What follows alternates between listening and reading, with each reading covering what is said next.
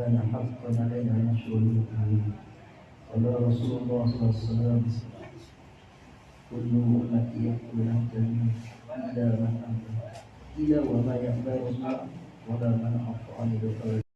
Itu kepada Allah Subhanahu wa taala yang mana Allah Subhanahu wa taala telah pilih kita di dalam suatu perkara yang besar seperti nampaknya biasa, tapi duduk dalam majelis ada janji Nabi. Orang duduk dalam majelis dia akan dapat rahmat, dapat sakinah. Nama kita dan orang tua tidak akan dibangga oleh Allah Subhanahu wa taala di majelis tanpa mereka. Kita berkumpul mengagungkan Allah untuk supaya kita hati ini selalu terpaut kepada Allah, mengadu kepada Allah, meminta kepada Allah setiap permasalahan kita, sehingga setiap hari-hari kita merasa disayang Allah, dielus-elus oleh Allah. Bagaimana setiap saat dan kadang kita selalu dalam ketaatan kepada Allah. Sore taat kepada Allah, malam taat kepada Allah, pagi taat kepada Allah. Di setiap saat dan keadaan kita selalu dekat dengan Allah, selalu ingat kepada Allah, menjalankan perintah-perintah, menunjukkan Allah SWT ridho dengan kita. Tapi Pak hadirin yang mulia, apabila kita setiap hari kita menemui diri kita dalam keadaan kelalaian, pagi lalai, siang lalai, sore lalai, malam lalai, setiap saat dan keadaan kita selalu jauh dari perintah Allah, kita dalam tidak menjalankan perintah Allah, tanpa kita sadari bahwa sesungguhnya kita dalam kemurkaan Allah.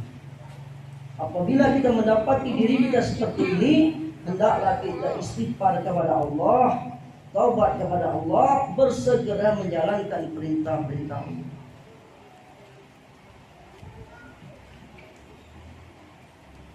Pak hadirin yang mulia, maka kita duduk di sini berkumpul untuk memikirkan perkara bagaimana kehidupan kita yang sementara, bagaimana kehidupan selama di akhirat. Memikirkan hari ini harus dipikirkan kehidupan, maksud dan tujuan hidup kita, kemana kita, arah jalan hidup kita. Bukannya hanya kita nyerocol saja di dunia, tapi ada maksud dan tujuan Allah SWT hantar kita ke dunia. Bukan hanya bereha-reha, bersenang-senang. Maka Pak hadirin ya, kita ingin mentaati perintah, sehingga hati kita betul-betul kembali kepada Allah. Kirim kita ke dunia supaya kita ini mengenal Allah, mengenal sifat-sifat Allah. Setelah kita mengenal sifat-sifat Allah, maka kita harus bertekad mengatakan bahwa diri kita, Allah adalah Rabb kita. Allah adalah tempat kita mengadu, meminta, bersandar segala sesuatu kebutuhan hidup kita. Kita mesti harus ridho Rabb kita. Setelah kita ridho bahwa Allah adalah Rabb kita, pengakuan kita, kita adalah hamba, Allah adalah Rabb kita, maka kita ini berjuang bagaimana caranya supaya Allah ridho kepada kita. Kita ini berjuang bagaimana Allah ridho kita.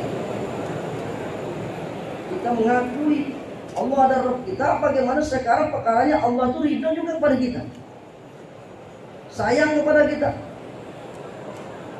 Kalau Allah sudah ridho kepada kita, maka Allah akan ilahkan kepada mereka bahwa akan ridho kepada si fulan, maka mereka akan mengilahkan seluruh makhluk bahwa Allah ridho kepada si fulan, maka kami pun ridho kepada si fulan. Apabila Allah ridho kepada kita, maka selesai masalah kita. Untuk perkara inilah Allah SWT kirim Nabi. Untuk perkara inilah Allah SWT mengirimkan Nabi. Karena kita harus butuh namanya agama. Kita ini butuh agama, maka Allah kirim Nabi. Tidak ada solusi lain untuk mendapatkan kebahagiaan di dunia akhirat hanya dengan agama. Agama adalah aturan Allah, perintah-perintah Allah, larangan-larangan Allah. Inilah agama.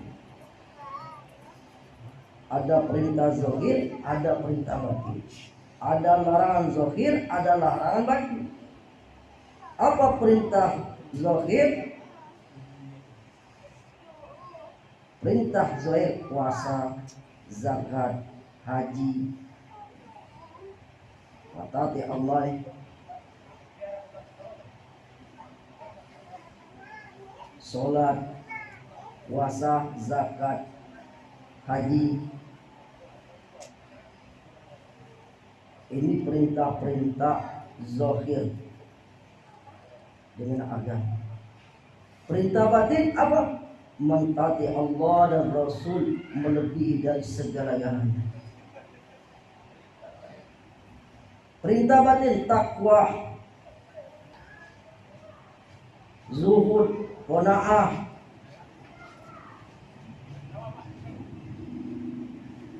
tawaju kepada Allah, mentaati Allah. Larangan zahir, tidak boleh menggibah, mencaci, menghina, sombong, merasa paling benar, senang melihat kawan kita dalam keadaan kesusahan. Larangan tak boleh. Larangan batin, tidak boleh ujub, buruk sangka.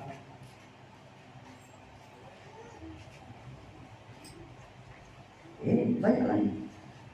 Inilah aturan-aturan Allah. Agama ini mencakup semua, mengatur kehidupan kita. Maka Allah kirim Nabi ini orang yang mempraktekkan agama. Bukan Allah kirim saja agama bagaimana mentaati, bagaimana mengamalkan agama. Tapi Allah kirim Nabi ini orang yang mempraktekkan Al-Quran, orang yang mengamalkan Al-Quran. Bukan dibaca saja, tapi bagaimana Al-Quran ada produk contoh yang mengamalkan isi Al-Quran.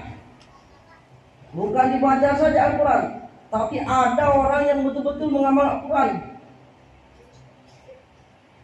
Makmulan, praktek pengamalan isi Al-Quran. Itu Rasul telah kirim Nabi. Bagaimana cara menjalankan perintah-perintah Allah, mempraktekkan dalam kehidupan kita. Al-Kirim Nabi diatur semua. Nabi praktekkan bagaimana bangun tidur hingga tidur kembali. Hatta sampai buang hajat pun diatur oleh agama, diajarkan Nabi. Membuang hajat, seluruh perintah diajarkan Nabi. Perjalanan Nabi, bagaimana cara berpenampilan dari ujung rambut hingga ujung kaki dicontoh oleh Nabi. Bagaimana cara berpakaian disampaikan Nabi, dicontoh Nabi. Sehingga sahabat yang tidak sarjana, tidak sekolah melihat kehidupan Nabi, dia mengamalkan isi Al-Quran. Bahkan bagaimana pikir Nabi, keinginan Nabi, Nabi sampaikan kepada sahabat, Nabi amalkan apa yang dibuat Nabi. Suronya, sironya, sarironya. Dan Allah Subhanahu wa ta'ala telah pilih sahabat, orang yang telah berhasil mencontoh kehidupan Nabi. Nabi ini produk contoh orang mengamalkan Al-Quran. Dan orang yang berhasil meniru keinginan Nabi yaitu sahabat. Maka umat yang terbaik, kata Nabi, sahabat, kurun yang terbaik. Barang siapa yang mencontoh sahabatku, kata Nabi, dia tidak akan tersesat. Dia ke orang kaya, ke orang sederhana, ke orang berpangkat, kan rakyat jelata, tirulah kehidupan sahabat, dapat garansi dari Nabi, maka Allah akan hidup. Dan sahabat ini orang yang telah berhasil mengkopi kehidupan Nabi, baik sironya, suronya, sarironya. Apa keinginan Nabi, sahabat labuh. Penampilan Nabi, tiru sahabat. dalam segi pendidikan, dalam segi kepala rumah tangga, dalam segi amal, tata negara, strategi perang, menjadi suami yang baik telah dicontoh. Bagaimana cara mengelola harta, bagaimana cara kehidupan yang sederhana, sahabat telah mencontoh. Maka sahabat mendapat garansi dari Nabi, barang siapa mencontoh sahabat, maka dia akan diridhoi Allah juga. Orang yang mengikuti.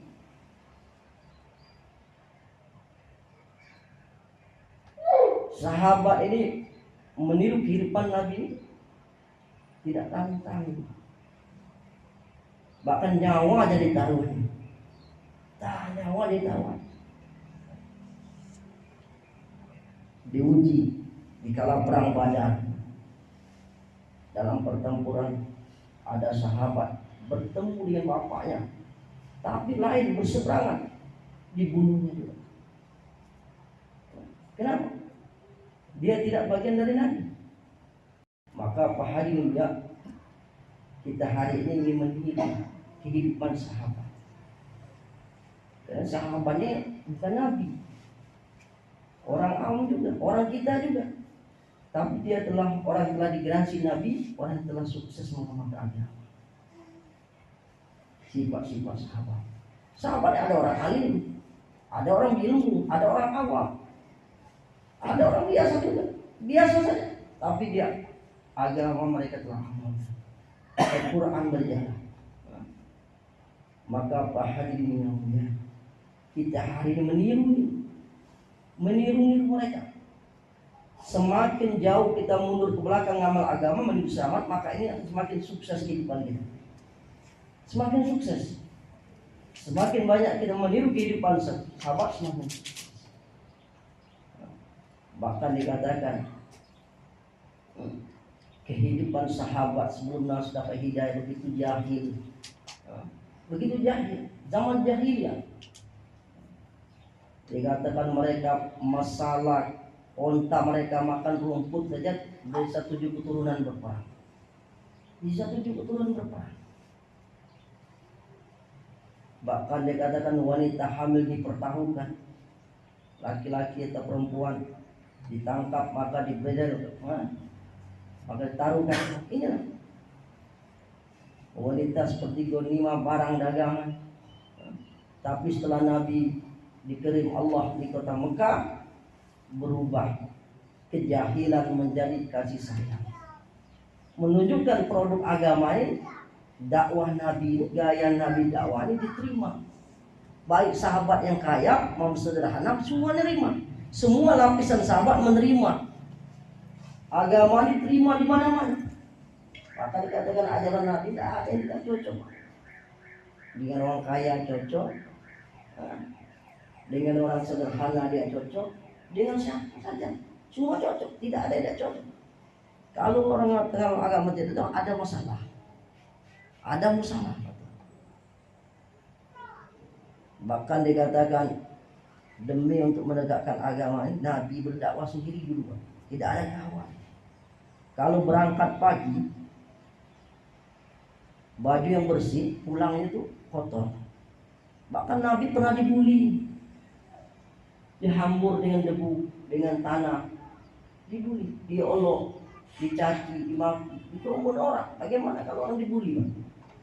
Diceritakan sahabat sebelum dia masuk Islam, dia melihat kejadian bahwa Nabi sedang dibully, dihina, dicaci. Di tengah ramainya kerumunan orang menghina Nabi, menghambur dengan debu dan sebagainya. Tiba-tiba ada anak kecil datang berlari dengan gagah berani, tidak ada sedikit takut. Ditangkapnya Nabi dalam keadaan kerumunan, bergumul dengan orang lain. Wanita kecil ditangkap yang Rasulullah, berteriak. Apa kata Rasul? Wahai anakku, biarlah seperti ini, tidak akan menyerah untuk agama, menegakkan ila kalimat itu. Agama ini akan sampai ke rumah-rumah yang bertembok tebal ataupun rumah-rumah gubuk. Barang siapa menerima agama ini kata Nabi, maka dia akan dimuliakan oleh Allah SWT. Barang siapa menolak agama, maka Allah akan hinakan. Menyepi muka Nabi, Kata sahabat, wanita itu gadis kecil itu adalah Zainab radhiyallahu anha. Tidak ada sedikit terbesit pun hati Zainab ketakutan, Pak. Orang besar menghina Nabi, menghambur Nabi, tidak ada terbesit pun keberanian anak-anak. Keberanian anak-anak Nabi membantu Nabi dalam dakwah. Nyawa jadi taruhan. Tidak ada sedikit pun takut. Istri-istrinya mendukung Nabi, membantu Nabi. Baju bersih menjadi musuh. Kenapa? Karena Nabi ini sering orang lapangan, dihina, dicaci. Dulu ada Pak Cecep Firdaus, suruh kita ditanya, Pak, kenapa jemaah tabligh gitu? Selalu kusut bajunya. Kadang-kadang baju-baju gulung, tak digosok, gulung naik ke atas. Apa kata Pak Cecep? Jemaah ini adalah jemaah dakwah orang lapangan. Orang lapangan itu seperti itu. Kalau yang bayar necis, pakai jas itu di kantor. Jadi kalau orang dakwah, orang lapangan, Nabi ini orang lapangan. Dihina, dibully, penuh debu, kotoran bajunya. Karena dia orang lapangan. Itulah apa ini kerja dakwah ini. Susah senang harus diampuni. Ini serapannya Nabi. Kalau dakwah kita senang, jangan-jangan kita belum dakwah. Jangan kita belum dakwah, tapi kita menikmati hasil dakwah kawan. Menikmati hasil dakwah kawan itu berangkat 4 bulan, 6 bulan, 1 tahun. Mengambil keuntungan dari pengorbanan kawan. Maka Pak hadirin mulia, suka dan duka dalam dakwahnya kita akan ketemu apa yang Nabi buat. Bahkan kita akan diancam. Tapi ini makanan, inilah menunjukkan dakwah betul. Tantangan Nabi dari Allah, seluruh nabi-nabi. Nabi Zakaria dikata digergaji. Nabi Nuh 950 tahun dakwah, pernah dilempar yang batu, bahkan ditimbun batu. Datang malaikat Jibril untuk membantu. Nabi Nuh diusir umatnya. Kampung jadi dibalikkan, apa musibah. Banyak uji, tidak semulus itu. Maka kita dalam dakwah uji ini sudah biasa, senyum-senyum aja. Senyum-senyum. Jangan diambil hati, jadi orang belum tahu, Pak. Orang belum tahu. Orang menghina, mencaci, memfitnah dalam dakwah. Kita tidak apa-apa, kita bukan siapa-siapa. Nabi aja dihina. Nabi dihina, dicaci, dimaki, apalagi kita. Pak hadirin ya, setelah Nabi buat dakwah, sahabat dapat hidayah. Sahabat dapat hidayah. Abu Bakar masuk Islam. Abu Bakar tanya, ya Rasul, apa yang kau buat? Kata Nabi, wahai Abu Bakar, apa yang kau buat kau buat. Belum ada perintah sholat. Mengajak orang masuk Islam, mengajak orang bisa menawar dari kalimat lillah kalimatillah. Sebagaimana Nabi-Nabi sampaikan, ya ayyuhan nas qul la ilaha illallah.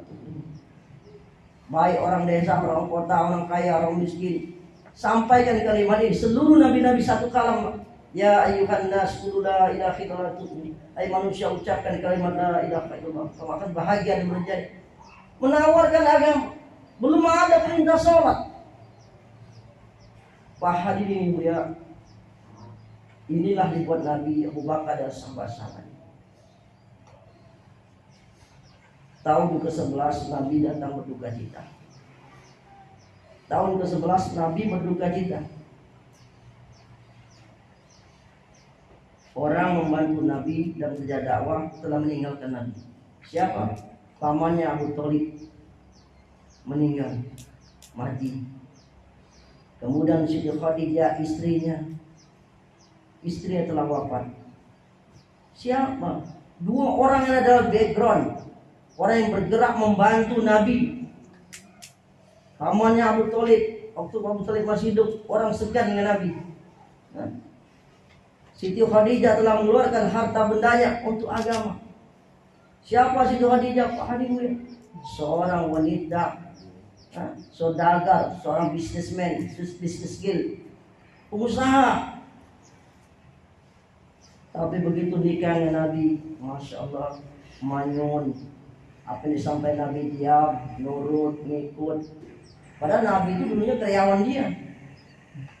Siti Khadijah adalah bos. Tapi setelah Siti Khadijah nikah dengan Nabi, apa yang disampaikan Nabi dia dengar.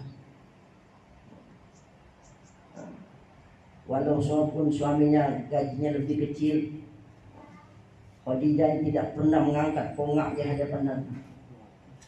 Tidak pernah ngomong kasar, tidak pernah ngomong lebih tinggi dari Nabi. Ini nasib Khadijah. Dulu hartanya banyak, setelah menginginkan Nabi untuk gunakan di jalan Allah, dikeluarkan semua harta Khadijah untuk demi agama. Bagi Siti Khadijah emas, perak tidak beda sama kerikil. Tidak ada beda dengan kerikil. Maka sebebas Rasulullah menggunakan hartanya untuk agama. Apa kata Rasulullah? Wahai suamiku, seandainya ku mati, kau butuh untuk jalan, untuk nyebrang sungai, untuk penuhan, maka tulang-tulang dibongkar untuk jembatan orang untuk nyebrang fisabilillah. Belum ada perintah sunat itu, belum ada. Siti Khadijah orang pertama dapat ridha Allah sebelum Abu Bakar Siddiq radhiyallahu di kalangan. Nabi belum dakwah, Siti Khadijah mengakui kehebatan Nabi. Waktu dia umur 15 tahun kurang lebih, Rasulullah lahir, langit Mekah berubah, bersinar cerah. Siti Khadijah tahu ada sesuatu yang sangat indah malam ini. Dia tahu dari belajar bahwa ada orang yang ditunggu-tunggu selama ini. Itu umur 15 tahun sudah jadi bisnis, Pak. Siti Khadijah, ulama. Dan orang dermawan Siti Khadijah. Banyak anak-anak yatim, orang-orang miskin jadi anaknya. Asuhan dia. Hasil jerih payah selalu dibagikan kaum duafa orang-orang yatim, orang-orang tidak mampu. Maka Pak hadirin yang mulia, semua harta Siti Khadijah telah dikorbankan untuk Allah. Bahkan dikatakan Nabi pernah nangis, menetes air mata di pangkuan Siti Khadijah.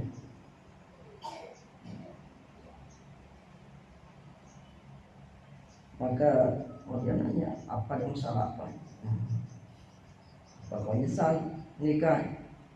Dia tidak pernah menyesal.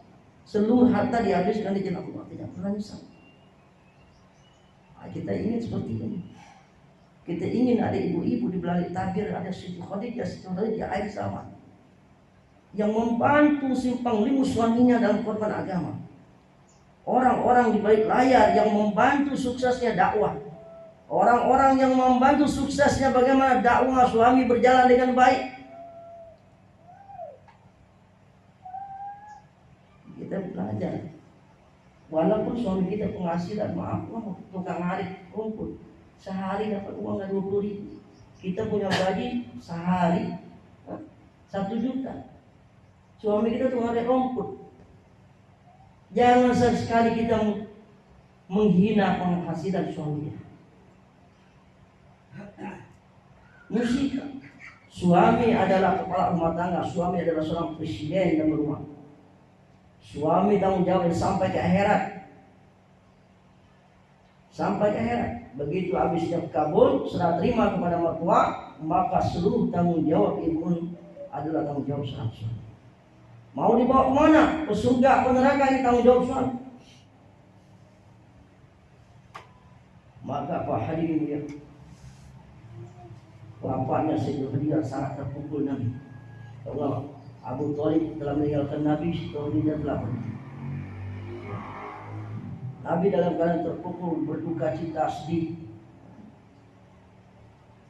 Nabi Allah untuk menghibur Nabi, Allah SWT diisra-mi'rajkan. Untuk menghibur Nabi, Allah telah isra-mi'rajkan Rasulullah SAW. Untuk menerima hadiah ghanimah terbesar untuk umat ini sampai hari kiamat, untuk menyelesaikan masalah-masalah kita, yaitu perintah sholat 5 waktu. Ini ghanimah. Kalau perintah-perintah Allah yang lain melalui malaikat Jibril, diberikan melalui malaikat Jibril, tapi perintah salat Allah Subhanahu wa taala langsung mengundang Nabi untuk menyerah terimakan perintah salat, melaksanakan perintah salat. Dan Nabi dapat kesempatan melihat bagaimana keadaan-keadaan surga, bagaimana keadaan-keadaan neraka. Inilah hadiah berjalannya Nabi Isra Mi'raj. Pak hadirin yang mulia, begitu datang perintah sholat, maka sahabat kegirangan, tidak ada yang komplain. Kenapa? Iman sahabat sudah meningkat. Begitu datang perintah sholat, tidak komplain, tidak pernah meninggalkan sholat, tidak pernah meninggalkan perintah-perintah Allah. Bagi sahabat pantang atau bagi kita sore yuk ya. Maka sahabat pantang meninggalkan perintah-perintah Allah. Sholat tidak pernah ditinggalkan. Semua perintah-perintah mereka kerjakan. Kenapa? Iman mereka kuat, terbiak. Sudah diterbiak, dikatakan perkara iman, yakin kepada yang gaib. Yakin kepada bahkan ada sahabat Nabi transaksi beli onta, tawar menawar, cash jadi. Saya ulang kata Nabi. Tiba-tiba onta itu ada lagi mau beli, limpahan ke Nabi. Jadi ke transaksi. Kata Nabi, ini onta sudah beli nih. Tak apa mau jual lagi. Mana bukti aku jual kau? Kata dia. Di situ ada asal transaksi. Maka dia ada sahabat. Tanya kan? Kata sahabat, akulah saksi. Mana kau saksi? Betul kata dia. Mengiyakan perkataan Nabi. Kata Nabi, apa kamu betul kan kau ada di sini? Wah sudah, aku yakin apa yang kau ngomong. Ini kan orang yang zahir nampak. Perkara yang tidak kami lihat aja kami yakin apa yang kau sampaikan. Apalagi perkara yang nampak. Inilah sahabat. Yakin apa perkataan Nabi. Hari ini goib saja surga neraka saja kami yakin kata sahabat. Apalagi melihat transaksi dari seperti itu. Ini ujian. Maka Pak hadirin dia, maka sholat ini hadiah bagi salah yang solusi permasalahan. Kalau ada masalah, sahabat ini selalu mengadu pada Nabi, Tapi setelah datang perintah sholat, sahabat mengadu pada Nabi. Apa kata Nabi? Sholat dulu 2 rakaat, mintalah kepada Allah. Nabi arahkan sahabat untuk sholat 2 rakaat, untuk menyelesaikan masalah, minta kepada Allah. Dan sahabat mengalami spiritual itu iman, pengalaman iman menyelesaikan masalah. Sebagaimana Sayyidina Ali dikatakan dalam keadaan kesusahan, tidak ada makanan, dia sholat 2 rakaat. Sholat 2 rakaat, gilingan gandum yang lama tidak berjalan jadi berjalan mengeluarkan gandum. Sholat 2 rakaat. Datang nusrah ghaibiyah asbab sholat mereka. Bahkan dikatakan melesai masalah, Sayyidina Ali ini mencabut anak panah dalam peperangan. Tunggu kata Sayyidina Ali, cabutlah anak panah dikala aku sholat. Dikala Sayyidina Ali sholat, anak panah dipukul telah dicabut sahabat. Begitu selesai sholat, bagaimana cabut ini panah? Kata sahabat selesai. Tidak terasa. Bahkan sahabat dikatakan kalau dia sholat tuh burung bertengger, bisa bertengger kayak kayu, sehingga burung tidak takut, bisa bertengger di bahu sahabat. Saking lama sholat sahabat telah bisa menyelesaikan masalah. Begitu juga hari ini. Bagaimana kita bisa menyelesaikan masalah dengan sholat 2 rakaat kita bisa selesai? Bagaimana? Sholat sama dengan sholat sahabat, bacanya sama, caranya sama. Hari ini kita banyak masalah-masalah, negara-negara kita banyak masalah, kehidupan kita banyak masalah. Kenapa? Karena sholat kita ini, masya Allah, kita masih banyak utang sholat, masih banyak kodok sholat, meninggalkan sholat. Bagaimana mengenai masalah utang-utang itu masalah, sehingga permasalahan baik dalam keluarga maupun dalam negara bermacam-macam masalah. Banyak meninggalkan sholat. Bagaimana masalah tidak selesai? Ya. Maka ulama katakan bagaimana supaya sholat tidak diterima. Bagaimana sholat kita terima? Datang musuh Allah. Dikatakan salah satu tanda sholat kita terima apabila ketaatan meningkat, kepuasan berkurang dan habis. Mata taat kepada Allah, telinga taat kepada Allah, lisan taat kepada Allah, tangan taat kepada Allah. Seluruh anggota tubuh kita taat kepada Allah. Ketaatan meningkat, kepuasan berkurang.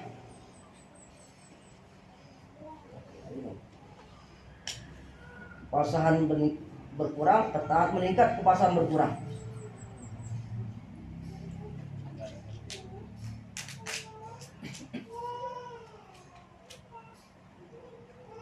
Dan dikatakan salah satu tanda-tanda lagi sholat kita, tingkatan sholat kita berikutnya adalah nusra ghaibiyah datang dalam kehidupan kita. Kita sholat rakaat. Kalau sahabat 2 rakaat, mungkin kita 100 rakaat, mungkin 1000 rakaat. Tidak ada yang mustahil, Pak. Kalau kita buat, insya Allah kita akan dapat pengalaman iman menyelesaikan masalah dengan sholat. Perkara ini telah dibuat sahabat, begitu akan terjadi kepada kita. Maka hari ini nikmati sholat. Kita belajar menyelesaikan masalah sholat. Bagaimana sholat kita semakin lama semakin nikmat. Panjangkan sholat kita. Sholat tahajud kita panjangkan. Pakai semua surat-surat yang hafal. 1 juz, 2 juz. Tidak bisa surat pendek diulang-ulang mungkin. Kalau punya mungkin 200 kali. 1 rakaat 100 kali. Rakaat kedua 100 kali. Supaya kita merasakan nikmatnya sholat. Sebagaimana Nabi kakinya bengkak-bengkak. Kalau kita tidak coba, kita tidak ada pengalaman bagaimana sholatnya lamanya Nabi. Dalam sholat tahajud ini sering diceritakan lamanya sholat. Tapi kalau sholat duha diceritakan banyaknya rakaat sholat. Dalam sholat duha diceritakan sering banyaknya rakaat sholat. 12 rakaat, 8 rakaat, 6 rakaat. Tapi dalam sholat tahajud diceritakan panjangnya sholat. Sholat kita juga harus nyoba. Semakin lama sholat kita semakin lama nikmat terasa. Tampak terasa berdiri sudah setengah jam. Kalau kita tidak nyoba, kita tidak akan dapat pengalaman iman bagaimana nikmatnya sholat Nabi, kakinya sampai bengkak-bengkak. Bermesra dengan Allah, sholat tahajud lama-lama, berdiri qiyam lama-lama, belajar bermesra, ngobrol dengan Allah, mengadu kepada Allah, meminta kepada Allah. Maka apa hadirin dia, bagaimana kita menjadi seorang ahli ibadah, dingin dalam dakwah, ahli ibadah, jaga sholat kita, sholat sunnah kita, qobliyah kita, ba'diyah kita, sholat sunnah pun, tahajud, witir, taubat kita, jaga baca Al-Quran kita, zikir kita. Ini dingin kan? Namanya ahli ibadah. Kalau menjaga sholat fardu itu bukan dikatakan standar ahli ibadah. Itu sudah rukun kewajiban seluruh manusia. Yang aku Islam. Yang membedakan level kita tuh dari ahli ibadah mengamalkan perkara-perkara sunnah. Perkara-perkara sunnah.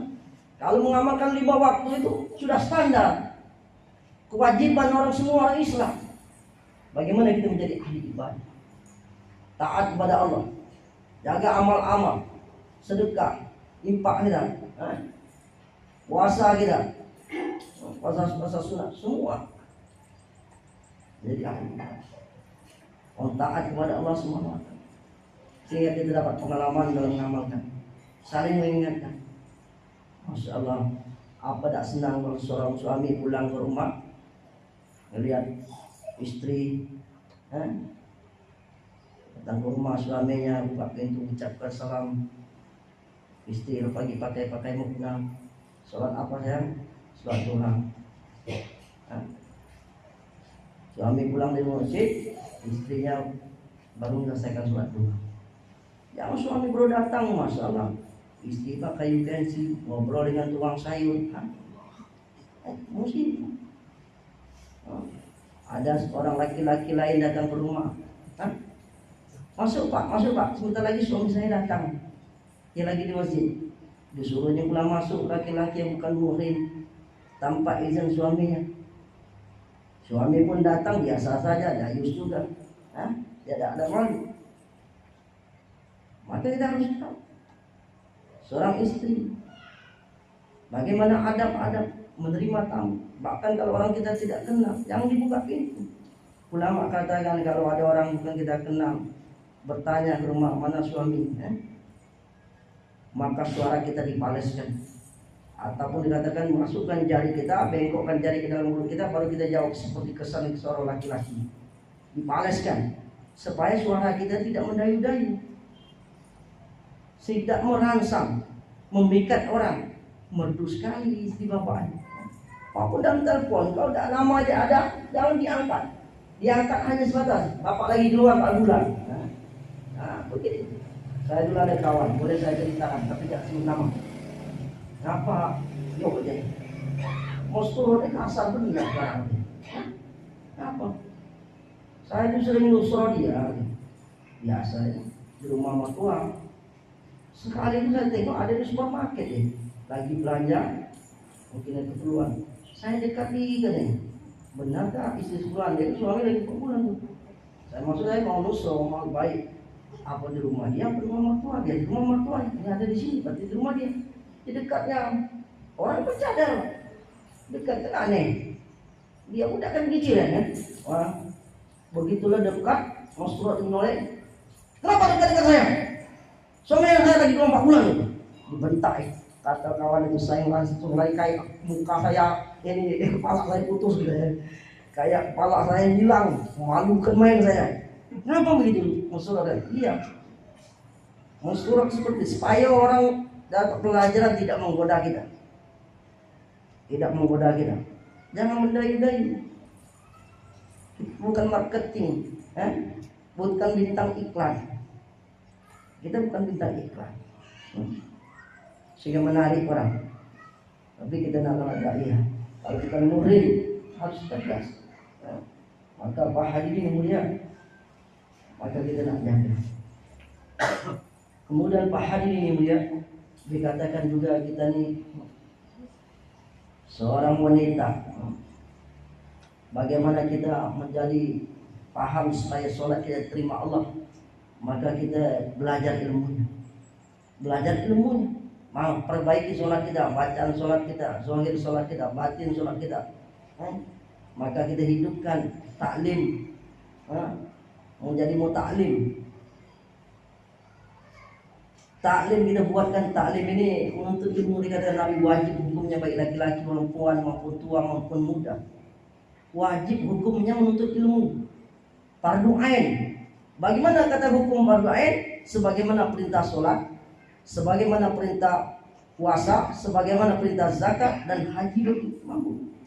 Inilah kedudukan kewajiban menuntut ilmu walaupun satu hadis. Walaupun satu hadis, maka gugurlah kewajiban kita menuntut ilmu hari itu. Maka buat taklim di rumah kita. Buat taklim di rumah kita. Hidupkan suasana rumah kita, suasana madrasah. Buat taklim. Taklim adalah pintunya ilmu untuk rumah kita. Dikatakan ulama katakan buat taklim 1,5 jam. Jangan nonton TV 24 jam tapi taklim 1,5 jam panas. Tidak ada kekuatan. Buat taklim 1,5 jam, minimal setengah jam dengan 5 amal. Taklim kita fadilah Al-Quran, kita hafal Quran, surat pendek, Fatihah kita, perbaiki tahiyat kita. Kemudian kita ada muzakarah 6 sifat supaya ada semangat berjuang berkorban sebagaimana sahabat. Kemudian taskil, ajak kawan-kawan kita untuk meluangkan waktu buat Allah, dan musyawarah. Masya Allah, musyawarah di rumah ini besar Pak. Kerjanya senyap-senyap, gak perlu izin PRT. Tapi musyawarah di rumah ini mempengaruhi Pak. Pekerjaan senyap-senyap dengan ibu luar biasa. 8 miliar penduduk di dunia ini kerja senyap-senyap.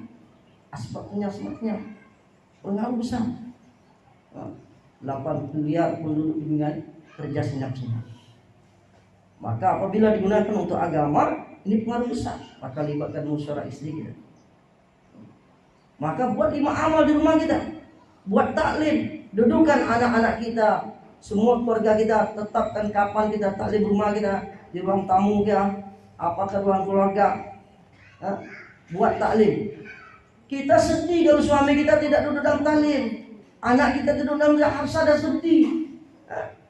Maka kita buat taklim. Taklim ini untuk membangkitkan gairah semangat kita buat amal. Dan dengan sering kita buat taklim, kita akan ada kekuatan buat amal. Dan dikatakan kalau kita buat taklim ini, seperti Nabi turun wahyu disampaikan kepada sahabat, langsung amal. Sampaikan kepada anak istrinya, langsung buat taklim. Maka sahabat mendengar taklim, berita dari Nabi wahyu, maka dia tidak kemana-mana, Pak. Pergi ke rumah langsung buat taklim dengan istri sahabat. Disampaikan langsung perintah apa, wahyu apa. Apa yang disampaikan berita dari Nabi hari ini. Begitu juga hari ini. Di masjid kita buat taklim, di rumah kita buat taklim. Kita buat taklim. Fadilah Quran sehingga kita ada semangat baca Quran. Fadilah sedekah kita semangat baca sedekah, beramal sedekah. Kita baca fadilah haji ada semangat untuk umrah dan haji. Dikatakan Maulana Sa'ad berkata 18 kami jimat kurang lebih 20 menit dia menyampaikan tentang pentingnya fadilah haji. Bulan Ramadan sampai orang pulang haji ada fadilah haji dibaca. Setahun sekali nak khatam Pak haji. Supaya kita ada semangat akan ziarah kepada Rasulullah atau Rasulullah. Barang siapa ziarah kepadaku, walaupun Nabi telah wafat, sama dengan ziarah Nabi waktu dia masih hidup. Bahkan Bilal radhiyallahu anhu waktu dia tidak lagi jadi muazin, pergi ke Damaskus, dimimpikan Nabi, wahai Bilal, kenapa kau tidak ziarah aku? Apa yang menghalang kau? Begitu Bilal bangun langsung berkemas pergi ke Madinah, ziarah ke Nabi. Hari ini Masya Allah, kita punya mobil, punya kendaraan, punya fasilitas, beri Allah kemudahan. Hari belum lagi kita selami kepada Nabi. Belum lagi selami kemarin. Apa kata Maulana Sa'ad? Karena kita tidak pernah baca fadilah haji. Tidak pernah baca fadilah haji. Tidak ada gairah untuk umrah, tidak ada gairah untuk pergi haji. Tidak ada gairah untuk membaca Al-Quran.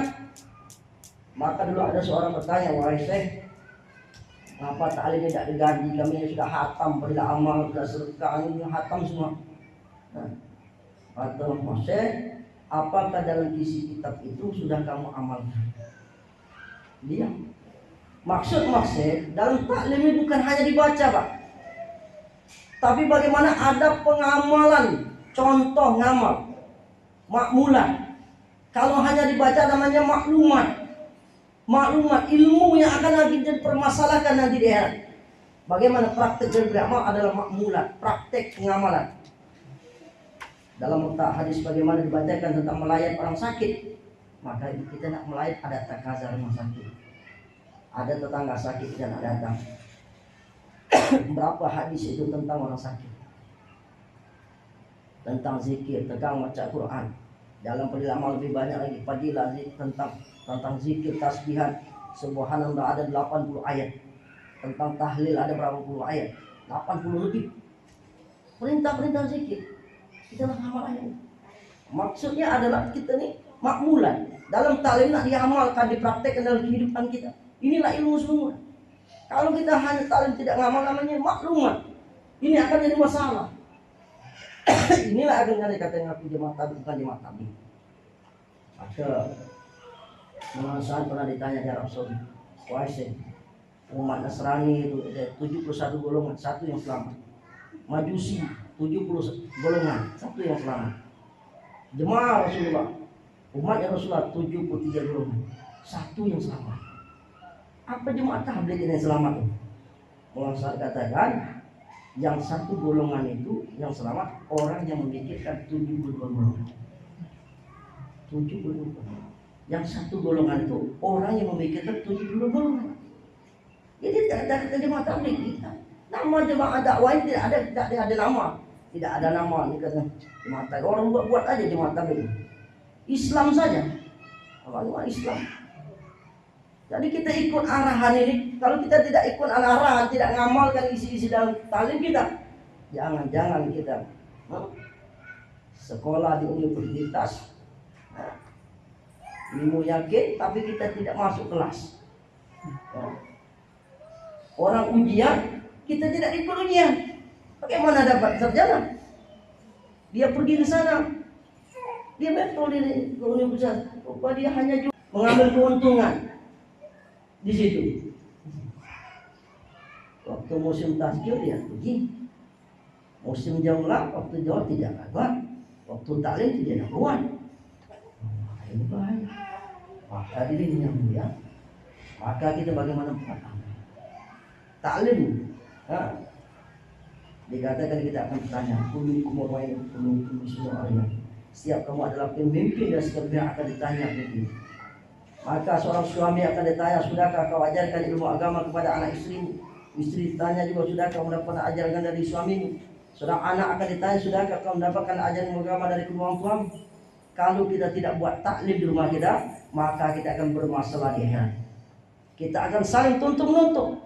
Istrinya tidak dikenalkan dengan agama, anak yang tak sambung biur kemana-mana, maka akan batal masuk surga. Baru nak masuk surga, wahai suami yang terkutuk, wahai bapak yang terkutuk, maka saya tuntut-menuntut. Apalah artinya istri yang cantik, yang banyak duit, anak yang banyak, yang bagus-bagus. Mereka telah kita siapkan fasilitas rumah yang besar, kendaraan, handphone, TV, layar sentuh, handphone, layar injak dan sebagainya. Kita buat semua fasilitas, tapi agama tidak sampaikan kita di rumah, tidak ajarkan mereka tentang hadis Nabi, maka kita akan saling tuntut-menuntut dia.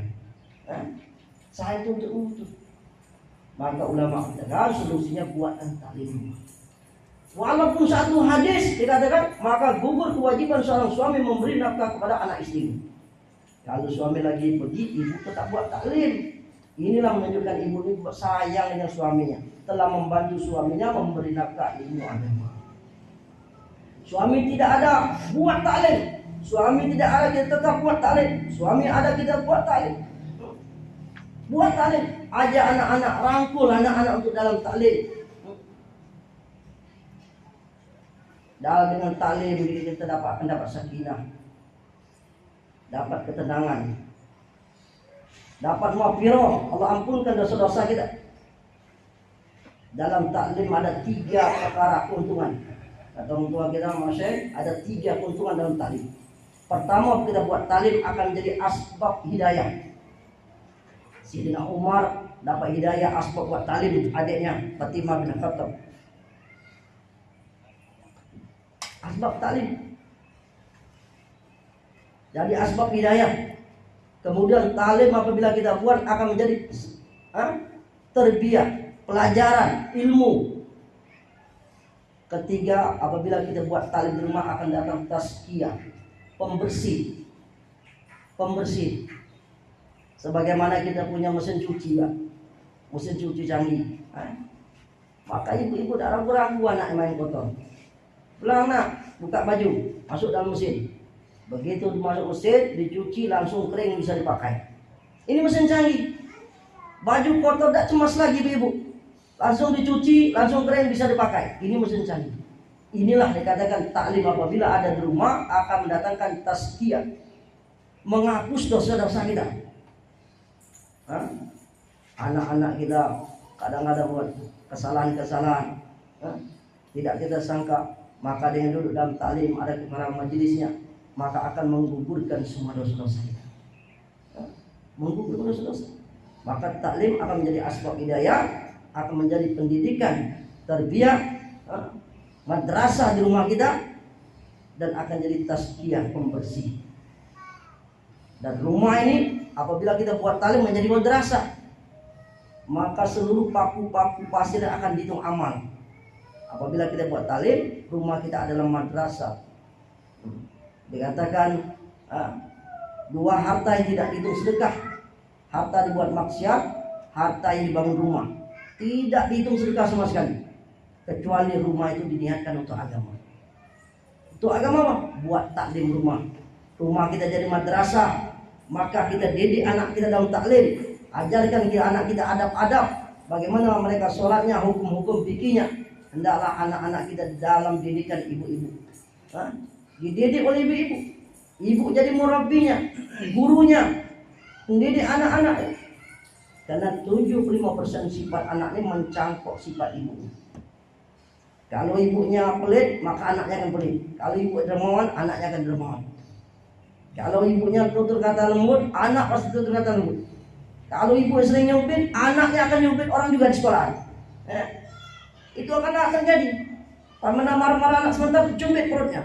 Itu ada kejadian waktu di sekolah, di Bangkai. Jadi tanya wali murid, Ustaz, ibu jujur bu, abang anak, ibu marah anak, mana? Ibu tak nyubit ya. Ya, cubit perutnya. Sudah cukup dorong. Itu yang terjadi di sekolahan. Anak ibu nih kalau ribut kawan, nyubit perut kawan didorong. Ternyata itulah contoh dari ibunya. Maka ajarkan akhlak yang baik anak kita.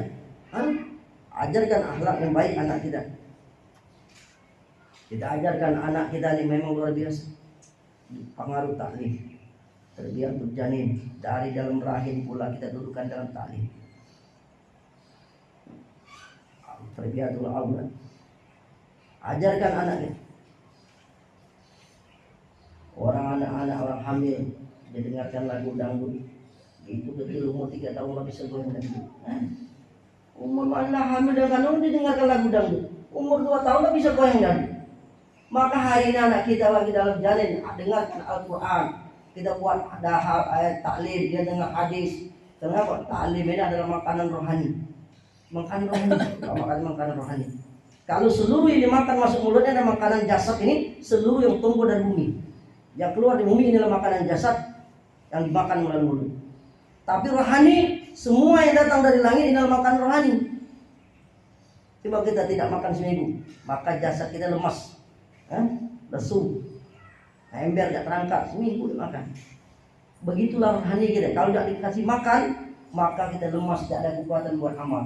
Sholat malas, zikir malas. Rohani kita lapar, lemas, tidak diberi makan. Maka hidupkan dalam taklim. Kenapa makan rohani? Karena anak ini Pak, ruh itu sudah tua. Casing aja umur sekian bulan. Tapi ruh bayi itu sudah tua, sama kayak ruh kita. Karena 50.000 tahun dunia sebelum diciptakan sudah ada di alam ruh. Semua ruh-ruh sudah ada di alam ruh. 50.000 dunia belum diciptakan sudah ada di alam ruh. Cuma kapan turunnya serinya. Maka duduk dalam taklim, makan ruh, makanan ruh. Begitu anak sudah besar, begitu dengar taklim, dia mondok atau sebagainya, sudah terbiasa ruh mendengar ini, jadi sudah lekat. Begitu dengar pengajian itu mudah cepat nangkap apa keinginan Ustaz sampai itu sudah ngerti. Kenapa? Karena terbiasa rohaninya mendengar hadis Al-Quran. Makanan rohani, tinggal nunggu casingnya besar aja. Badannya casing, jasad casing. Rohani yang berlaku nanti di akhirat. Maka taklim itu adalah makanan rohani. Maka paling penting kita buat rohani. Kemudian Pak Hadim dia anak mempengaruhi. Bagaimana dikatakan tidak didik. Kalau hari ini ibu-ibu mendidik anak dengan baik, maka 20 tahun datang, 30 datang akan jadi bibit-bibit unggul. Gubernur habis Quran, gubernur alim, presidennya habis Quran. Orang-orang memegang negeri ini orang-orang taat pada Allah. Kalau terbiasa dari ini. Tapi kalau tidak ada didikan dari ibu, masalah. Di mana dia sudah biasa, seorang dokter habis Quran di Bangladesh, di India begitu juga, insinyur elektrik habis Quran. Dia imam di masjid habis Quran, ternyata dia seorang insinyur elektronik. Sudah biasa. Ini pendidikan perlu, maka penting ibu mendidik anak, jadi anak-anak kita, sehingga jadi bibit-bibit unggul. Kenapa agama akan tersebar dengan anak-anak? Usama bin Said dikatakan masuk ke suatu negeri, mendakwahkan agama. Negeri itu jadi Islam ataupun mereka mati syahid. Orang-orang hebat dahulu adalah pemuda umur 16, 17, sahabat-sahabat yang merintis negara-negara ini, pemuda-pemuda. Tapi bagaimana anak kita hari ini? Masya Allah, umur 16, 17 habis di game waktunya. Ada wifi, mainlah, habislah berapa jam dia main wifi. Tidak tahu maksud dan tujuan hidup. Apa target kehidupan dia? Arahnya kemana? Jangan tamat sekolah SMA nak kemana? Tidak tahu lah. Bahasa itu katanya. Tidak tahu target apa kemana arah. Maka ajarkan anak-anak kita, apalagi anak perempuan, ajarkan bagaimana cara mandi hadas. Bagaimana ilmu-ilmu fikih, paling tidak minimal anak-anak kecil itu sebelum pindah ke pondok di luar rumah kita sudah menguasai adab makan, tidur, istinja, adab 5 adab sehari-hari ini kita kuasai, sehingga dia akan bergairah masuk pondok pesantren lebih besar lagi. Kita terpaku juga pondok pesantren itu, jangan sembarangan, walaupun pondok pesantren modern. Tanya boleh, ustaznya ngerokok. Kalau ngerokok jangan dimasukkan sekolah situ, nanti anak kita mencontoh merokok. Pacaran tidak ada. Ustaz sini kalau cara pacaran nggak usah dimasukkan. Anak kita akan mencontoh. Nah, kita melepas anak itu betul-betul tempat yang betul amanah. Walaupun di pondok pesantren modern, masya Allah, kalau ini bagus boleh kita masuk.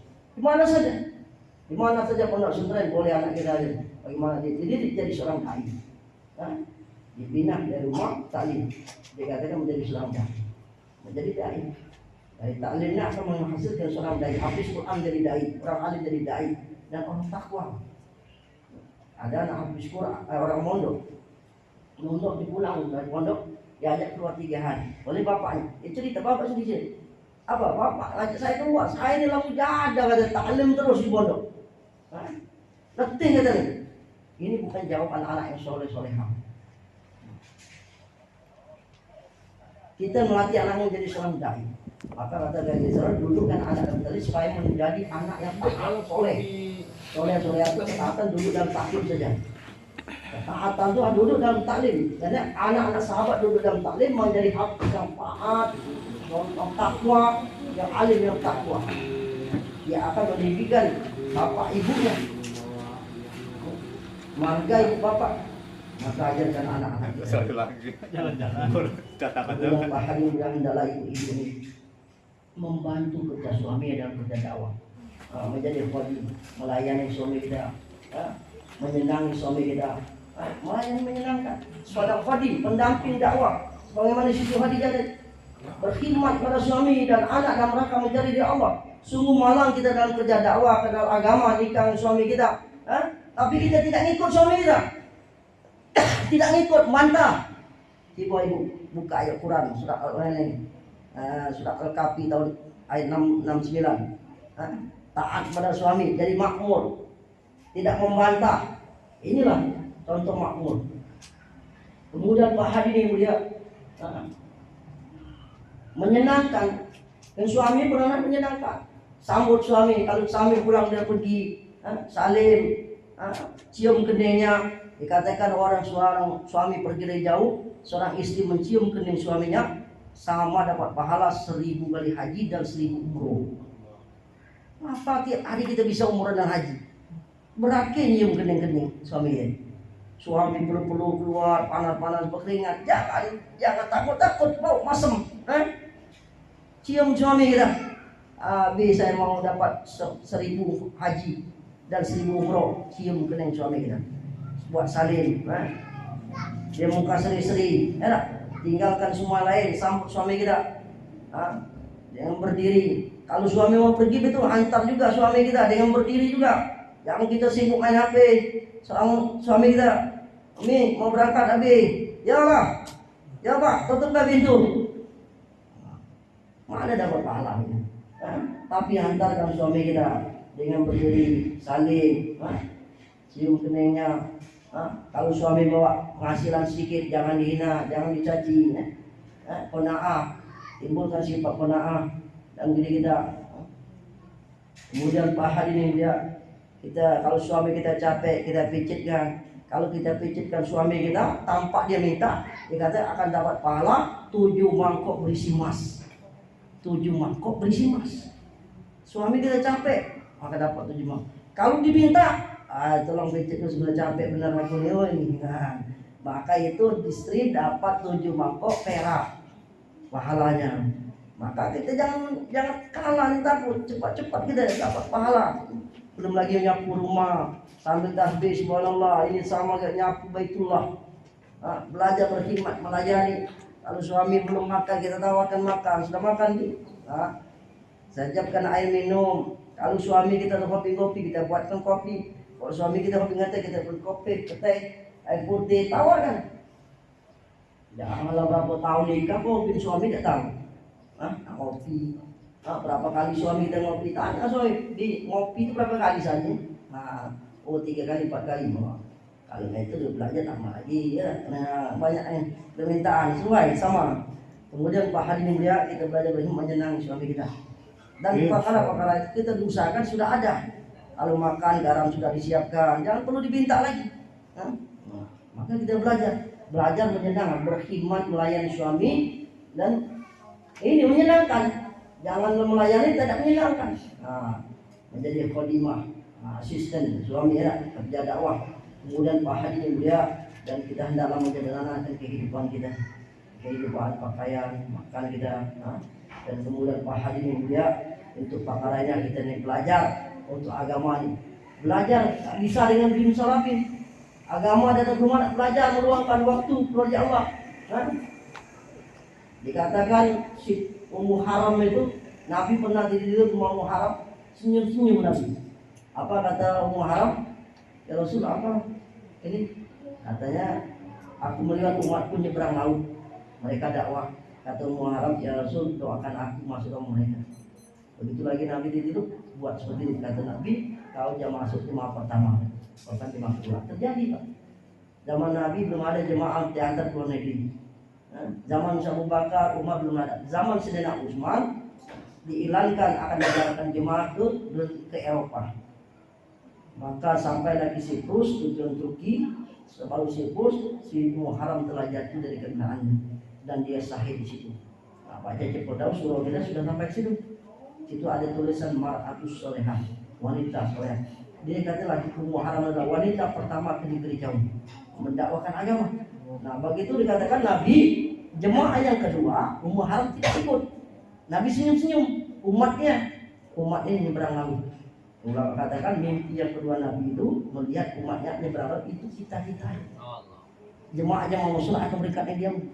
Rombongan kita-kita akan berangkat kamu.